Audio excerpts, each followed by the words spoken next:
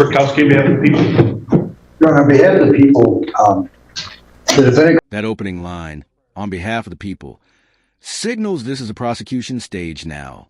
And when prior felonies start stacking up, the court isn't looking at a first-time mistake. It's looking at a pattern. Comes before you with 4 prior felonies and 4 prior misdemeanors. And I guess when I look at the pre-sentence investigation, which I believe is accurate and very complete,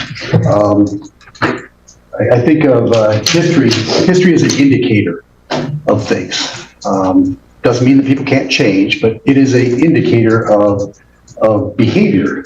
So I look at things and I say, okay, so as a juvenile, he was involved in the system, and I understand what Ms. Weisenbach had said. Part of it was he took his mother's car, caught it on fire, jumped out of it, broke his wrist. In what we have now, he ran from the police. That would be Officer McGrath when he was told to stop, and broke his wrist. Then we have from him being assaultive as a juvenile. The court had sentenced him to 2 years, 9 months, which is pretty significant when we talk about some of the crimes of domestic violence. Because of the strangulation, you put your hands on somebody's neck to restrict their breathing. And the court rightfully had sent him to prison for that. That's an indicator. And then we have a domestic violence third here, which, from the past. What he said to the people from Continental Rental, I mean, that's not acceptable at all.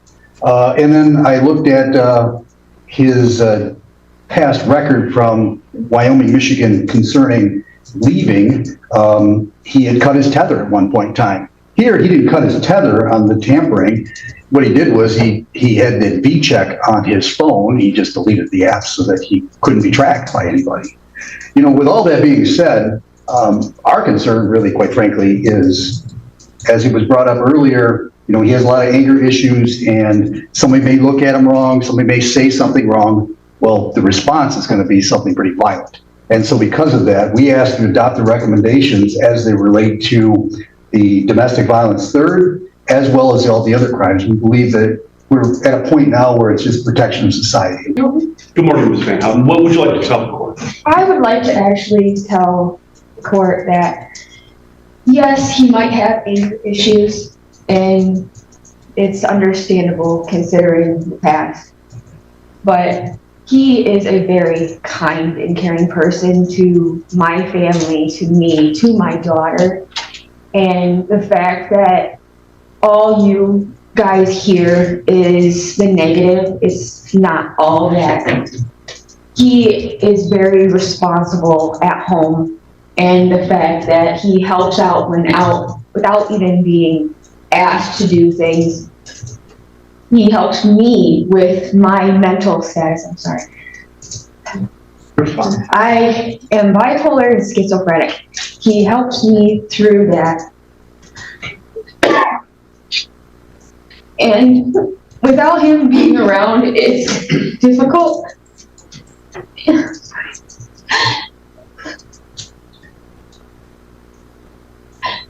And Would you like to have a seat? You can have a seat if that would help.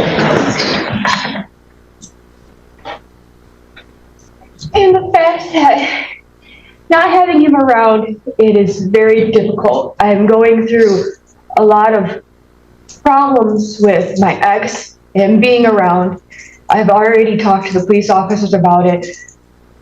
And even though he's in jail, he's still helping me out.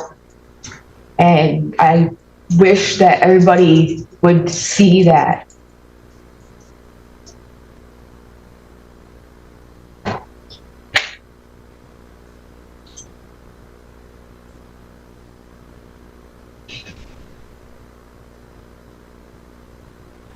Inside the letter that I put, he's helped my mother getting back and forth to doctor's appointments because she had to get surgery on her eyes. And he's also helped take my daughter back and forth to work, to school. And even I know for a fact, though he has problems with his wrist now, once he gets out, he's still going to help out. And I just wish that there was other ways of helping him instead of just sending him to prison or keeping him in jail. Thank you. Before the court is a 30-year-old man, 4 prior felonies, 4 prior misdemeanors, high school graduate. Excuse me. This is the turning point of the sentencing. The judge is balancing two realities: a difficult background versus a serious criminal history. In law, this is where rehabilitation versus public safety becomes a core battle. And comes before the court with rather serious felonies. Domestic violence, 3rd, a hate crime, absconding, 2 separate counts, tampering with an electronic device, resisting obstruction. And on one hand, the court has to consider the defendant's history, his juvenile record, his upbringing, which is all part of the pre-sentence report, and to say that Mr. Cook was wrongly treated in his youth would be an understatement. It is an understatement. And as a result of that, sadly, we are the products of our environment. That is our upbringing. That is how we learn things and how we cope with things. And so the court clearly understands the prior history, and also considering the upbringing and all of that when trying to fashion an appropriate sentence. Of course, there's the other side of the story. And the old saying is, basically, 2 wrongs do not make a right. And clearly, Mr. Cook was wronged when he was much younger in his upbringing. And the court is aware of the sentence that was previously imposed for the strangulation conviction, which was significant, but under the facts and circumstances of the case, it was warranted. And here, the ultimate goal is, if you go to prison, for instance, is that a part of rehabilitation? Do you learn from that and say, look, I just don't want to engage in this behavior again? And sure, there may be programs available within the Department of Corrections relative to rehabilitative programs, and the court, when fashioning a sentence, would strongly encourage the department to see what programs may be available for individuals like this, considering the mental health and considering the prior history and upbringing. But as I've stated, 2 wrongs don't make a right. And in this case, at least on the domestic violence 3rd, as the court understands it, the defendant had killed a bird. Significant other went to tend or go to the bird. The defendant pushed the victim into a stove, injury, police called, etc. The second case, racial statements that the defendant would shoot the victim, a dumb N, beat his A, and F him up. And when you look at the scales of justice, she's blind. She's blindfolded for a reason.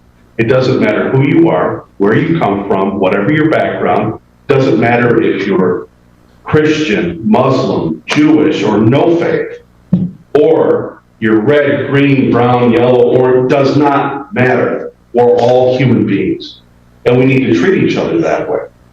I think our society clearly shows that right now, that we're not doing that. And so when these statements are made to an individual who's merely doing his job, there's no justification or excuse for it. And then what happens when, basically paying the fiddler here, so to speak, defendant fails to appear, absconds, tampers with his tether device, takes the app off the phone, and then when confronted by police, resist and obstructs. I believe they found him underneath a bridge. It's where they found him at the end of the day. So clearly, one side of this is the upbringing, history, the court understands that, but on the other side is, wait a second, what's going on here? And what's going on here, sadly, is an individual that, in some respects, does need some help, but he has to pay piper here for the crimes he's committed, which are significant. Guideline range scores that the court has considered are... Now we're at the sentencing grid. This is where theory becomes reality. These ranges aren't suggestions anymore. They're structured penalties based on severity, and the judge is stacking multiple sentences across multiple charges. Appropriate.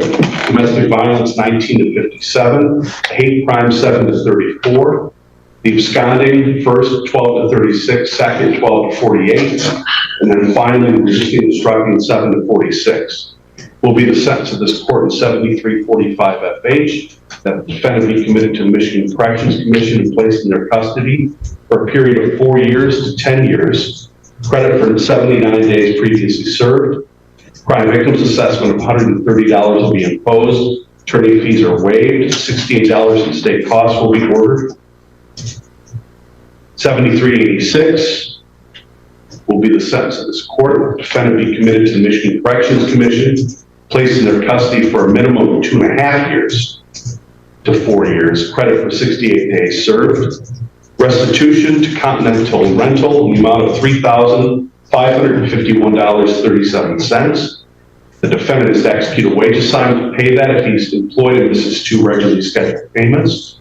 Crime victims assessment of $130. Attorney fees in all the files are waived. $68 in state costs will be ordered. 7387 will be the sentence of this court. Defendant be committed to the Michigan Corrections Commission, placed in their custody for a period of not less than 2 years to a maximum of 8 years, credit for 73 days previously served. Crime victims assessment of $130, state costs of $68. 7419, absconding on bond, second count for the second charge. Sentence will be 2 to 15 years, credit for 66 days served with $130 to crime victims assessment and $68 in state costs. Count 2, tampering with electronic monitoring device, 365 days in the county jail, credit for 66 days previously served. $68 in state costs will be ordered. Finally, resisting obstructing a police officer. Sentence of 2 years to 15 years, credit for 66 days previously served. Restitution to Deputy McCardle in the amount of $54.79. Total restitution is going to be $643.23. And to the sheriff's office, I believe this was their damaged body cam, $588.44. That would be the Bad Axe Police Department. So $54.79, sheriff's office, $588.44, Bad Axe. Defendant is to execute a wage assignment to pay restitution if he is employed and misses 2 regularly scheduled payments. Crime victims assessment of $130 and $68 in state costs will be ordered.